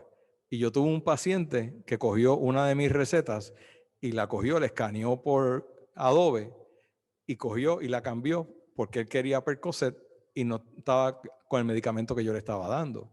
Y fue a la farmacia. Se equivocó en 2 o 3 detalles de la receta y la farmacia me llama, porque me llaman, porque ellos saben que yo no receto Percocet, que yo lo que receto es oxicodona. Y dice, doctor, aquí tengo un paciente que usted recetó Percocet. No, es bien raro, puede que lo haya recetado, pero dime quién es. ¿Este paciente es suyo? Sí, es mío. ¿De cuándo es tal fecha? Tráeme el récord. No, él no estuvo aquí en esta fecha. Eso es una falsificación. No se la dé. Tuve que ir al departamento de salud a la sección donde se reportan estos casos. Ellos vinieron, revisaron el récord, me hicieron todas estas cosas de nuevo, vieron las recetas, vieron la farmacia, vieron la identificación del paciente que era pasaporte y un montón de cosas. Y unos meses después viene el paciente a decirme, no, doctor, que ya llegué de los Estados Unidos. Y yo, ajá, bien. Digo, pues mira, tenemos un problema, no te preocupes. ¿Pero por qué, doctor? Digo, porque aquí vinieron los federales y vinieron los estatales, porque tú fuiste a esta farmacia y cogiste una receta mía y la falsificaste. Y te cogieron. Y te están buscando. No, yo no fui, eso no fui, yo estaba en los Estados Unidos. Bueno, pues alguien lo hizo a nombre tuyo. Y mira, parece que tenía tu pasaporte y tu identificación y todo ese tipo de cosas. Y digo, no, pero espérate un momento porque tengo que llamarlo para que vengan a hablar contigo. No, no, yo me voy. Y el paciente se fue de la oficina, ya no está viniendo a la oficina, gracias a Dios. Pero fue gracias a este tipo de cosas y puede pasar. Les digo que esto puede pasar. A mí me ha pasado. ¿Ok? Y luego, ¿qué es un récord médico? Bueno, un récord médico completo puede ser récord médico clásico, pero el de dolor tiene que tener los permisos, tiene que tener un template que diga los riesgos y los beneficios que se le dan al paciente, si esos riesgos y beneficios están incluidos dentro de lo que es la parte del contrato. Pues como se lo da cada 3 meses, pues se lo está revisando los riesgos y los beneficios cada 3 meses. Y se lo explica al paciente por qué. Los medicamentos, qué son, cómo son las instrucciones, los periodic reviews. Se confirmó de dónde viene ese dolor. Ese dolor es real. O sea, perdón, palabra bien incorrecta de parte mía. Ese dolor tiene un generador identificable, porque hay quienes no lo tienen. Okay. Entonces, todo eso debe estar ahí para que sepan lo que está pasando y cuál es su relación con la parte emocional, con el psiquiatra, para poder trabajar estas cosas. Y luego tengo esto porque quiero recordarles que también la acupuntura funciona. Vamos a dar ese videito.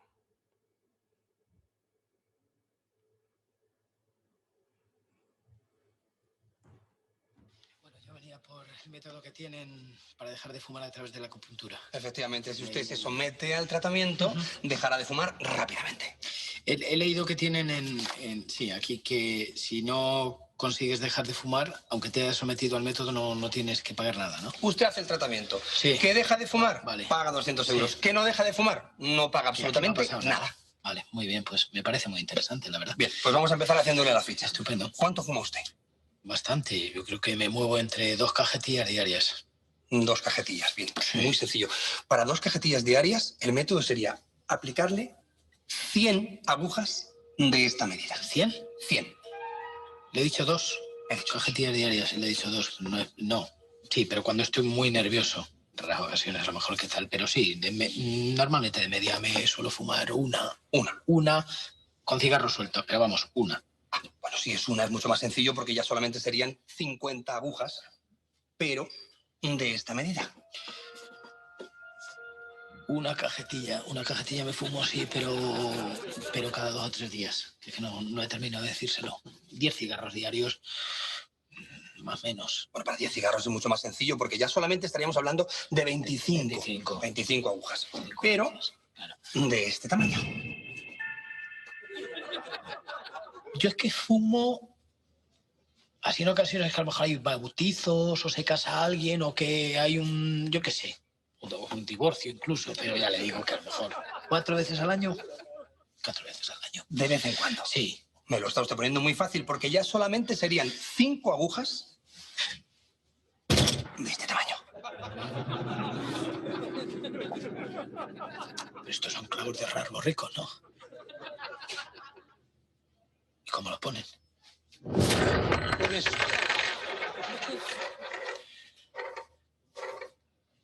No se lo va a creer, pero a mí el tabaco me da asco. Es que no me ha gustado de nunca. Los amigos fumarreando todo el mundo. A mí no me ha gustado. No fuma. No. Pero hace un momento sí. Sí. Y ahora no. No, ahora no fumo. Es verdad que no fumo ya. Ha dejado de fumar. Sí. Pues nada, 200 euros. Claro.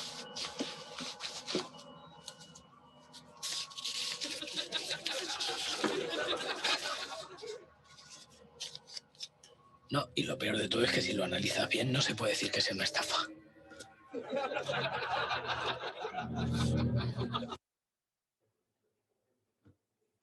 Bueno, eso era para recordarle que hay un componente emocional brutal y hay que buscar motivación para que el paciente cambie de percepción, como vieron en el video.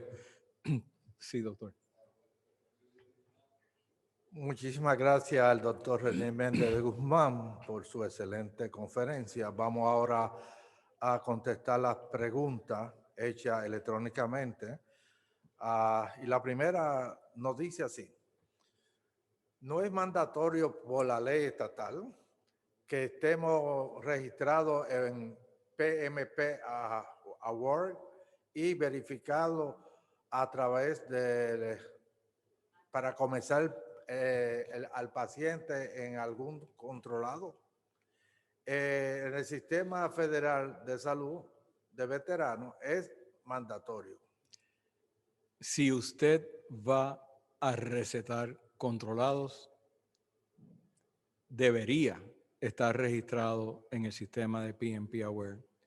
Debería de abrirlo cada vez que va a hacer una receta y debería confirmar que el paciente está cumpliendo con los requisitos antes de hacer esto. Esto es una de las grandes cosas y ahora en la conferencia que sigue a esta van a ver cómo el Departamento de Salud y el CDC lo tienen dentro de sus reglas que debe de ser. La segunda pregunta, una vez que usted identifica a un paciente con abuso de sustancia, ¿cuál es su opinión para ayudar al paciente y el manejo del mismo? Bueno, como les estaba hablando, el trabajo del médico del dolor es ayudar a que cambie la percepción o la conducta de ese paciente con la percepción que tiene. Tenemos varias alternativas. Una cosa es, desde el punto de vista de la compasión, ayudar a esa persona a reconocer que tiene un problema de abuso, que tiene un problema de uso incorrecto de los medicamentos que se le están dando y ayudarlo, coacharlo, para que pueda regresar a cómo usarlos correctamente. Para eso muchas veces nosotros usamos la ayuda de los psiquiatras para que puedan ayudar. Hay un problema muy serio y eso lo estamos hablando, lo vamos a hablar después más adelante en la próxima, y es que hay mucha gente que usa los narcóticos para lo que no es. Por ejemplo, si un paciente viene y me dice, no, es que yo no duermo de noche y necesito esas pastillas para dormir. Ok, señora o señor, usted tiene un problema de insomnio, no tiene un problema de dolor. Por consiguiente, vamos a hablar con el especialista del insomnio, que es el psiquiatra, para ver qué es el mejor medicamento para que usted duerma. Luego tenemos un conflicto que puede darse en muchos pacientes de la reforma, donde le dicen o las pastillas emocionales o el narcótico. Si tiene mucho dolor, va a querer el narcótico. El narcótico es insuficiente para tratar la ansiedad, es insuficiente para tratar el insomnio. Si usan para dormir los narcóticos, puede que no se despierte y se vaya en una sobredosis y se quede muerto ahí. Por eso es bien importante poder ayudarlos. Sí, se pueden ayudar. Sí, se debe llevar. Si a pesar de todas nuestras herramientas que tenemos limitadas cada uno de nosotros no se da, entonces hay que referirlo a un sistema de salud mental para que lo pueda ayudar con esta parte como se debe de hacer. Sí, la siguiente pregunta es: ¿qué pruebas se deben de hacer a todos los pacientes que van a manejo de dolor? Y si del médico que los refiere, debe ser así, compartir la información con él. Bueno, yo normalmente cuando me envían los médicos primarios de los IPA y de las reformas, que son los que más recibo, pacientes para evaluar dolor, yo no genero todos los estudios que yo veo. Yo se los mando a través de ellos, que me hagan el MRI, ellos reciben el MRI, que me hagan la prueba de las agujas, el EMG-NBC, para ver cómo están funcionando los nervios, los laboratorios para ver cómo está el hígado. O sea, que lo estamos haciendo en conjunto a la misma vez. De esa forma compartimos. Luego, si tengo que hacer un procedimiento de diagnóstico para manejo del dolor, yo le doy el informe del procedimiento y los resultados del procedimiento. Por ejemplo, se sospechó de que tiene un dolor de espalda abajo. tiene un MRI que dice que tiene disco, que tiene faceta, que tiene un montón de problemas, tiene un EMG que dice que tiene una radiculopatía L4, L5, L5, S1 hacia una de las piernas, pero clínicamente el dolor que tiene va más con una sacroileitis del lado. Pues se le hizo un bloqueo sacroiliaco y el bloqueo fue diagnóstico, porque cuando se durmió se le fue el dolor. Se fue el dolor, se acabó el misterio. Sí, tiene todas esas otras cosas, pero el dolor no viene de ahí, viene de ahí. Lo pueden operar, porque tiene unos cambios anatómicos en el MRI para eso, tiene una radiculopatía, o sea, tiene una cosa y la otra. Lo operan, el paciente entonces va a decir que le quedó mal la cirugía, aunque está perfecta, porque sigue con el dolor, porque el dolor venía del área sacroiliaca. Entonces fue diagnóstico. Entonces, si le ponemos los antiinflamatorios y le dura menos de 3 meses, por decir algo, pues entonces se puede decir que fue diagnóstico o parcialmente terapéutico, o si le regresó a las 2 o 3 horas fue no terapéutico. Cuando el paciente regresa, le hacemos una serie de preguntas. ¿Su dolor regresó de cantazo? ¿Regresó poco a poco? Si regresó de cantazo, ¿qué movimiento usted hizo o qué estaba haciendo cuando regresó de cantazo? Pues fue esto, pues es mecánico. Entonces eso le indica al cirujano que quizás es quirúrgico para poder resolver el problema mecánico, porque por más inyecciones que se pongan, por más pastillas que se den, si es un problema mecánico, es un problema mecánico y tiene que ir con que resuelva el problema mecánico. En cambio, si lo que le queda después, se le fueron parte del dolor y lo que le queda es el adormecimiento de la pierna, ok. Eso, si tengo en el EMG MBC que me demuestra que ese nervio está comprometido, pues entonces es un problema de nervio.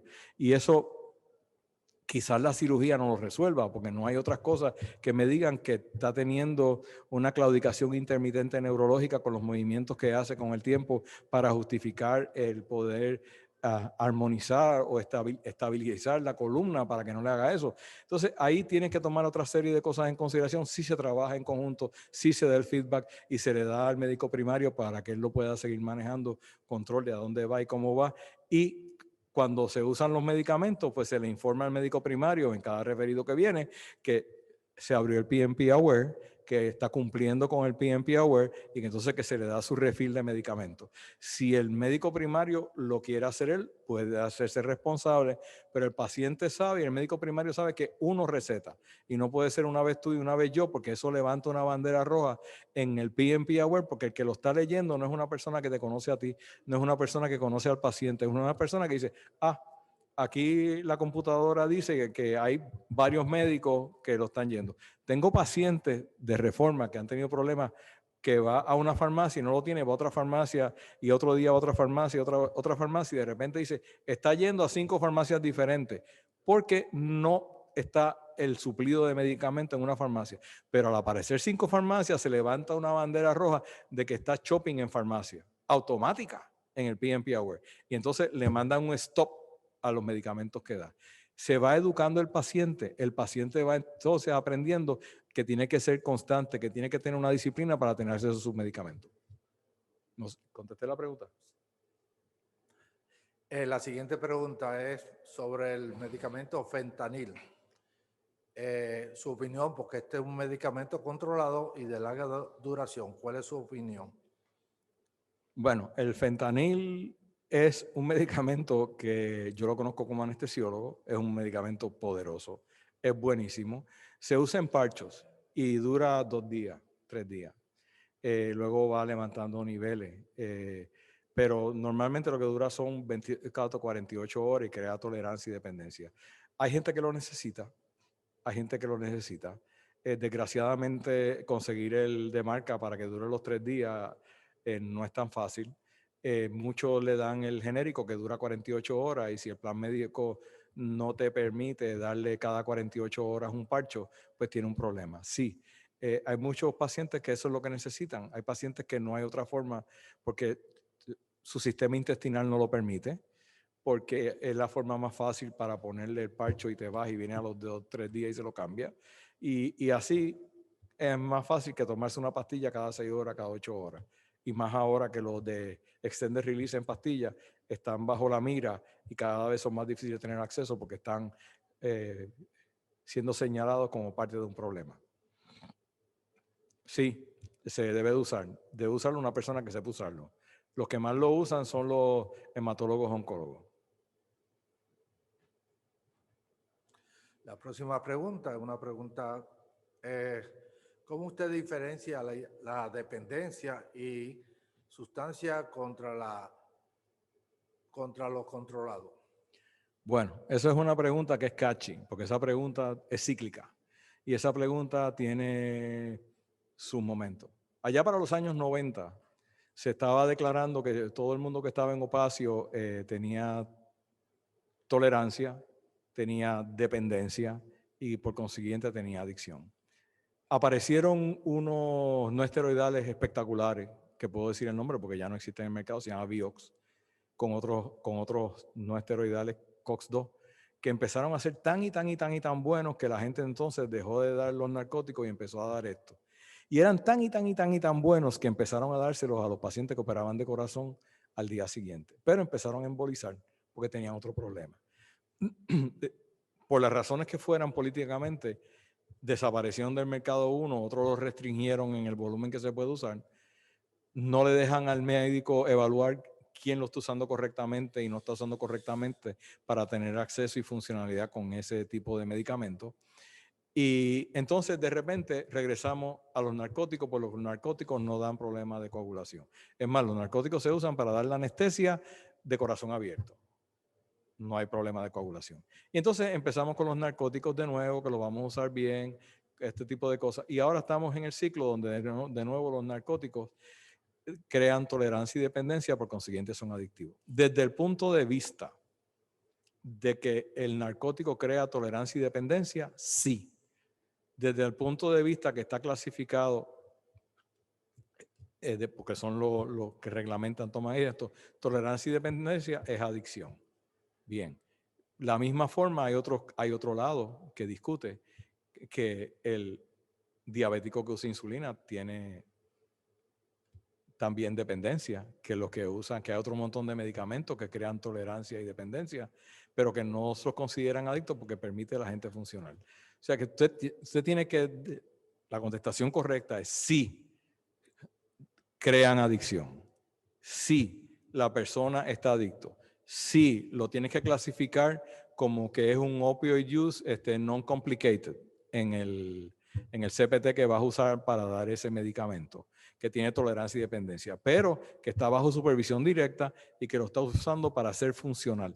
Tu carga para poder seguir dándolo y poder darle esa calidad de vida a ese paciente es poder documentar y probar de que ese medicamento que es adictivo, que tiene tolerancia y dependencia, se está usando en una forma correcta, con todas las herramientas correctas, que está indicado, se está usando en una forma correcta y el paciente es disciplinado y está siendo supervisado por ti.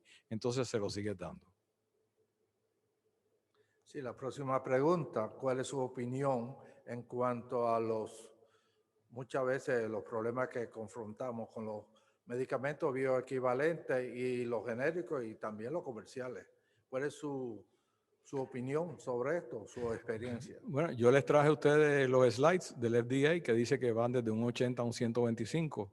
Es bien interesante. Es un viaje, es una aventura del saber y de entender con cada paciente. Nosotros educamos a los pacientes cada día están más educados, cada día están entendiendo mejor, cada día incluso pueden cuestionar en la farmacia cuál es el genérico que le están dando, no le quieren contestar a muchos de ellos. Pero es algo que es real, es algo que es real y que es algo que en algún momento vamos a tener que poder establecer cuál efectividad tienen esos medicamentos. Simplemente si se ponen a hacer los estudios de efectividad, los costos del genérico entonces a lo mejor suben igual o más que el de los de marca, porque por eso los de marca cuestan tanto.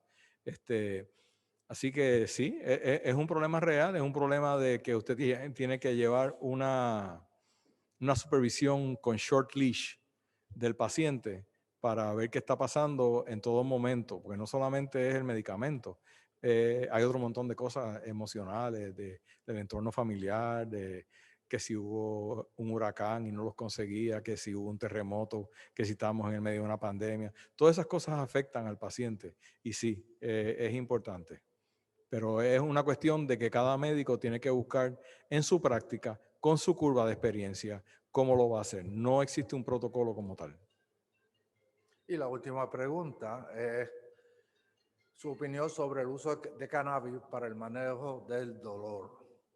Bueno, yo, como saben, comencé a dar por el colegio las conferencias de certificación de cannabis para los médicos en Puerto Rico, pero nos encontramos en una cuestión de que THC, para mí, en la experiencia que he tenido con mis pacientes, no es la solución de manejo del dolor. El CBD sí. El colegio de médicos entonces, porque no se conseguía CBD en los dispensarios de THC, porque el CBD no está controlado como tiene que estar para estar dentro de eso. Pues entonces el colegio de médicos consiguió de los Estados Unidos un CBD que es legal, que se puede usar, que no está con restricciones. Ese CBD se lo mandó a las diferentes áreas para que fuera analizado. Y el CBD sí ayuda un montón para manejo del dolor, ya sea en pastillas, ya sea en gotas y ya sea en crema. Las cremas están dando unos resultados espectaculares. Y sí ayuda, sí complementa un montón el CBD como tal. El THC, hay pacientes que lo necesitan, pero en dosis bajitas. Ya en dosis altas, eso es un viaje. Bueno, muchísimas gracias al doctor Renier Méndez de Guzmán.